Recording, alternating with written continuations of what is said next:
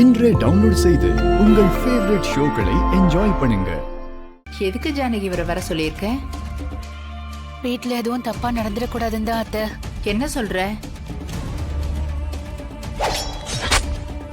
நான் அதை எப்படி சொல்றதுன்னு தெரியல. இப்ப எனக்கு வந்து அந்த கனவை நினைச்சு பார்த்தா கூட என் உடம்பெல்லாம் அப்படியே நடுங்குது அத்தை. அப்படி என்னம்மா கனவு?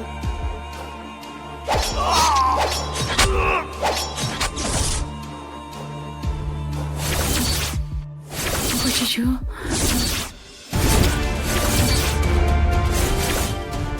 என்னம்மா இப்படி சொல்ற? ராத்திரி முழுக்க தூக்கமே வரல அத்தை. என் மனசுக்கு பாரமாவே இருந்தது. அதான் ஜோசியரை வர சொன்னேன். அண்ணி, அண்ணன் அந்த கயிறை கழட்டினதுல இருந்தே நீங்க பயமா தான் இருக்கீங்க. அதனால கூட அப்படி ஒரு கனவு வந்திருக்கலாம்.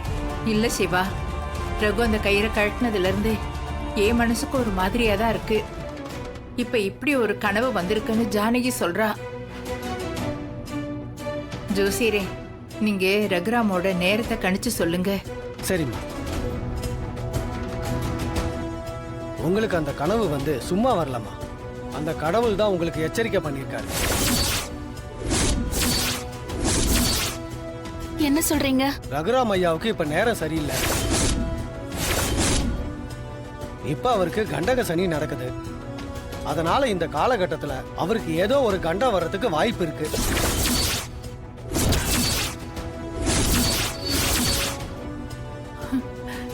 என்ன இப்படி சொல்றீங்க? கட்டம் அதாம சொல்லுது.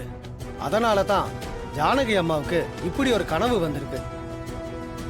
அப்படி எதுவும் நடக்காம இருக்க ஏதாவது வழி இருக்குங்களா? பயப்படாதீங்கம்மா. நேர பலாபலன்களை சொன்ன நம்ம முன்னோர்கள் ஒரு கெட்டது நடக்காம இருக்க அதுக்கான பரிகாரத்தையும் சொல்லியிருக்காங்க.